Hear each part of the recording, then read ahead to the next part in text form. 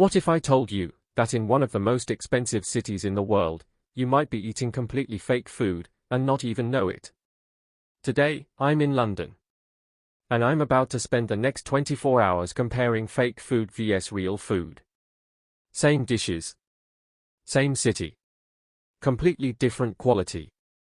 Cheap vs expensive. Processed vs fresh. Tourist traps vs authentic spots. And by the end of this video, you might be shocked at what I discovered. Let's find out, is fake food actually that bad? Or is it secretly better than we think? Chapter 1, What is fake food? Before we start eating, let's define something. When I say fake food, I don't mean plastic display food. I mean ultra-processed meals, cheap tourist versions, mass-produced chain food, artificial ingredients, frozen and reheated dishes. And when I say real food, I mean fresh ingredients cooked from scratch, local or authentic recipes, high-quality produce, proper preparation. London is the perfect city for this experiment. Because in this city, you can spend £3 on a meal. Or £300. Let's begin. Chapter 2, Breakfast, £3 vs £30. Round 1, £3 breakfast. I start my morning at a cheap convenience supermarket. Meal deal. Pre-packaged croissant. Processed ham sandwich. Artificial orange juice. Total, £3. First impression? The croissant looks shiny, almost too shiny. I take a bite.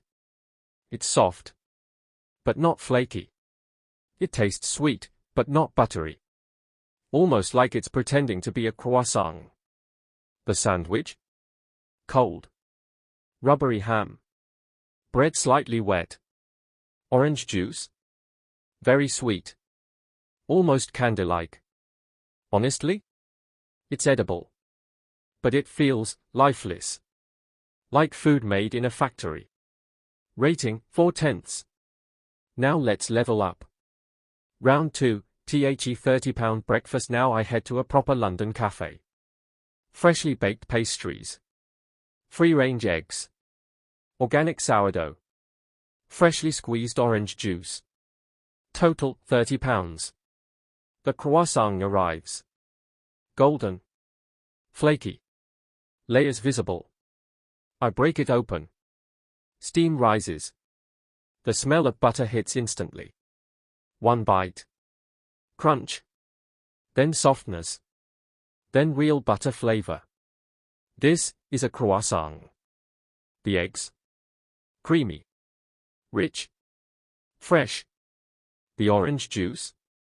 Bright. Slightly tangy. Natural sweetness. This tastes alive.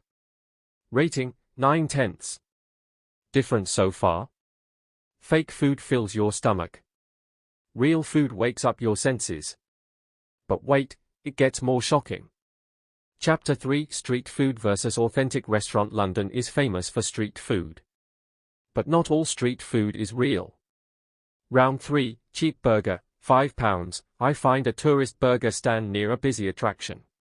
£5 burger deal. It looks good. Sesame bun. Cheese slice.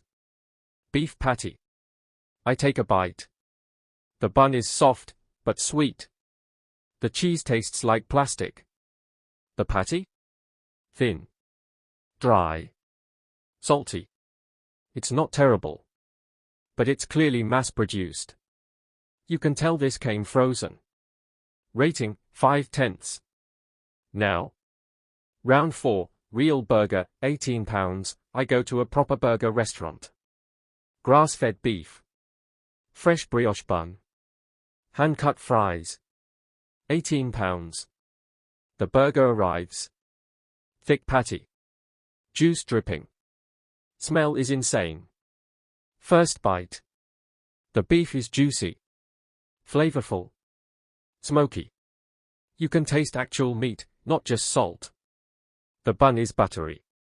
The sauce tastes homemade. Fries? Crispy outside. Fluffy inside. Rating, the 9th of May 10. Shocking part. The cheap burger made me feel full. The real burger made me feel satisfied. Big difference. Chapter 4, Supermarket Ready Meal vs Fresh Cooked Dinner. Now we test something serious. Dinner. Round 5, £4 ready meal. I buy a supermarket microwave lasagna. Looks decent on the box. Heat for 5 minutes. When I open it, it smells okay. But the top layer looks strange. I take a bite. Pasta is soft. Almost mushy. The meat sauce? Very salty. Very sweet. The cheese? Stretchy, but rubbery. After 3 bites, it feels heavy. Artificial. Rating, 3/10. Now let's try real Italian-style lasagna. Round 6, £25 fresh lasagna. I go to an authentic Italian restaurant. Fresh pasta sheets. Slow-cooked beef. Real mozzarella. The dish arrives bubbling. Smells incredible. First bite. The pasta has texture. The sauce tastes deep. Slow-cooked. The cheese melts perfectly. Every bite tastes balanced. No extreme salt. No artificial sweetness. Just real flavor. Rating, 10/10. Now here's the shocking part. The ready meal made me feel tired. The fresh meal made me feel energized. Why? Ingredients. Quality matters more than we think. Chapter 5, Dessert Experiment. Time for something sweet. Round 7, £2 supermarket cake. Looks colorful. Artificial frosting. Bright colors. First bite. Very sweet. Almost too sweet. The sponge tastes like sugar and air. No depth. Rating, 4/10. Round 8, £12 artisan dessert. I visit a small bakery.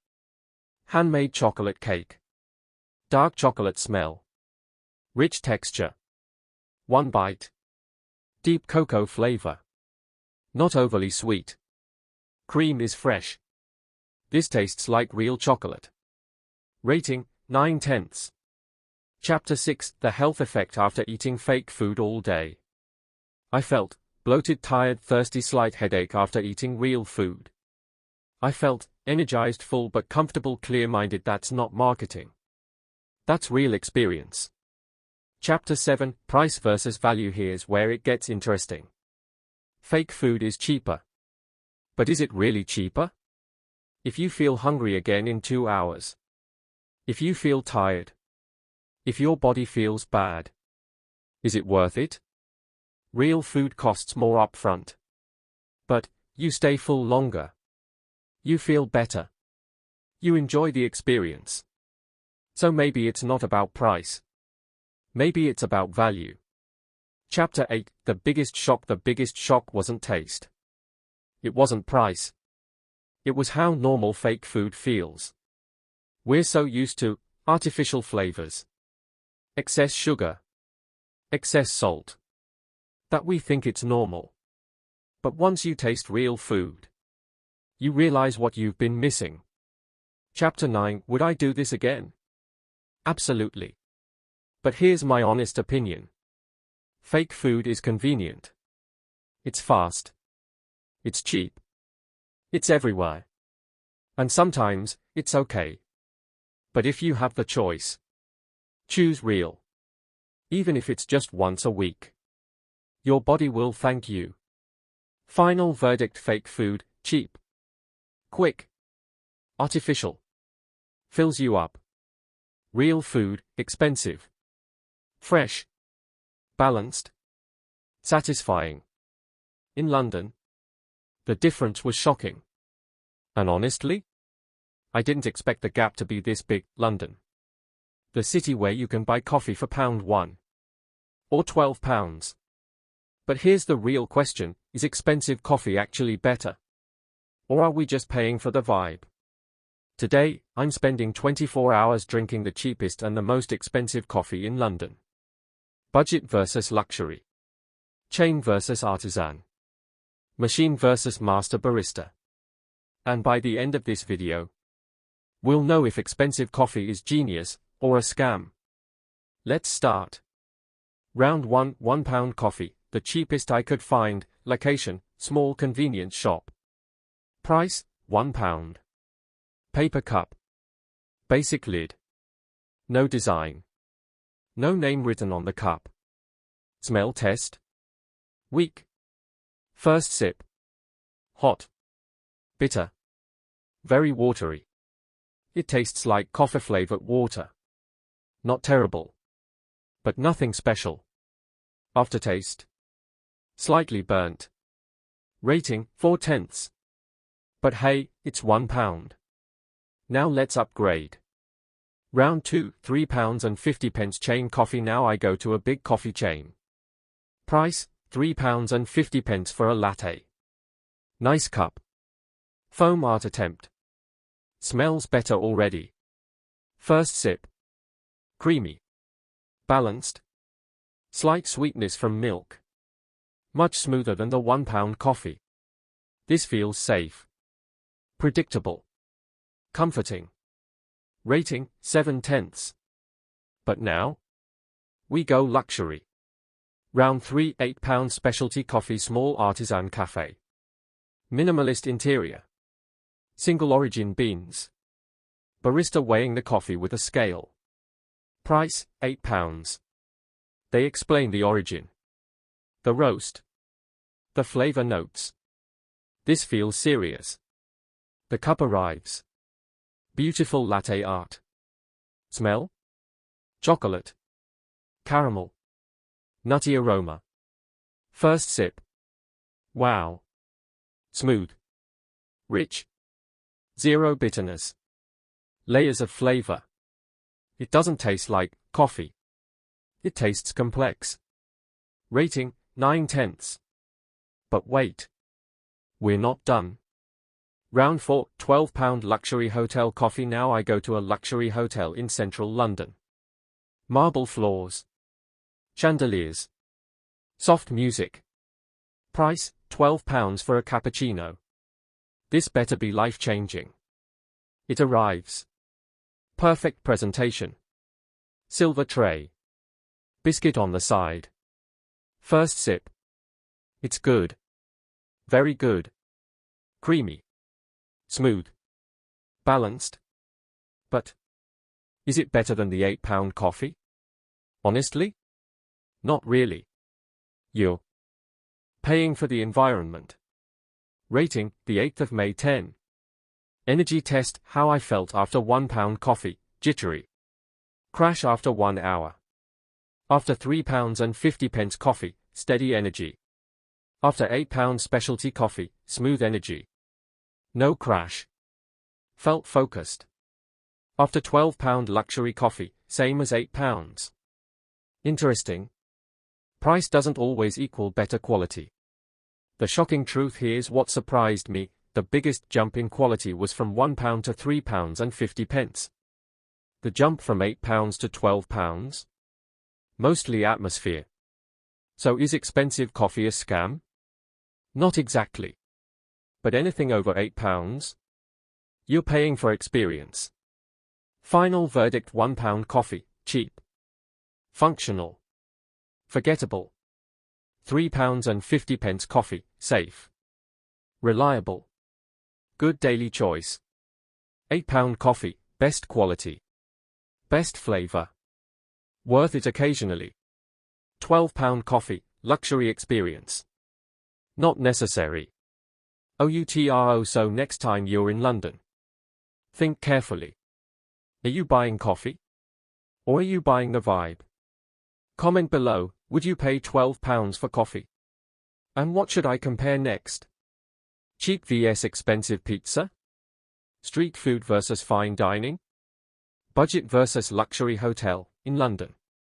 You can sleep for £25 a night. Or you can sleep for £1,200. But here's the real question, do you actually get 50x better sleep? Or are you just paying for Instagram photos? Today, I'm staying in the cheapest hotel I can find. And then one of the most expensive luxury hotels in London. Budget versus billionaire vibes. and by the end of this video, we'll know if luxury is life-changing or just overpriced. Let's check in. Round 1, £25 budget hotel location, outside central London. The building looks basic. No fancy entrance. No doorman. Inside? Small reception. Old carpet. Dim lighting. Check-in was fast. No welcome drink. No smile. Now the room. Door opens. Tiny. Single bed. Thin blanket. Small window facing a brick wall. Bathroom. Compact. Basic shower. Water pressure is okay. I sit on the bed. It squeaks. Test the mattress. Firm. Very firm. Now here's the honest truth. It's not terrible. It's clean. It's safe. It's functional. But it feels temporary. Like a place you don't want to stay long. Sleep test, noise from outside. Thin walls. I could hear someone coughing next door. Sleep quality? 6/10. Not horrible. But not relaxing. Now. Time for something different. Round 2, £1,200 luxury hotel location, central London. Grand entrance. Doorman opens the door. Smells incredible inside. Marble floors. Soft lighting. Calm music. Check-in? They call me by name. Offer welcome drink. Cold towel. Already, different level. Now the room. The door opens. Wow. Huge bed. Floor-to-ceiling windows. City skyline view. Bathroom. Marble. Rainfall shower. Deep bathtub. Luxury toiletries. Bed test. Soft. Cloud-like. Perfect pillows. Now this feels different. Not just a room. An experience. Room service arrives in 20 minutes. Food presentation. Perfect. Sleep test, silent. Blackout curtains. Temperature perfect. Sleep quality? 10/10. I slept like I was in another dimension. Comparison time cheap hotel, clean basic functional no experience luxury hotel, service comfort atmosphere attention to detail but here's the important question. Is it worth £1,200? Let's break it down. What you're really paying for in the budget hotel, you pay for a bed. In the luxury hotel, you pay for service silent comfort design status experience the sleep difference. Yes, it's better. But 50x better? No. Maybe 2x better. The shocking part, the biggest difference wasn't the room. It was how I felt. In the cheap hotel, I felt like a traveler. In the luxury hotel, I felt important. That psychological difference? Powerful. Luxury sells emotion. Not just comfort. Final verdict: if you're traveling on a budget, the £25 hotel is enough. If you want an experience, luxury is unforgettable. But if you're asking me honestly, would I pay £1,200 of my own money? Probably not. Once for the experience? Yes. Every time? No. OUTRO London can make you feel rich. Or broke. Sometimes in the same day. So tell me. Would you choose £25 or £1,200? And what should I compare next? Cheap vs expensive flight? Budget versus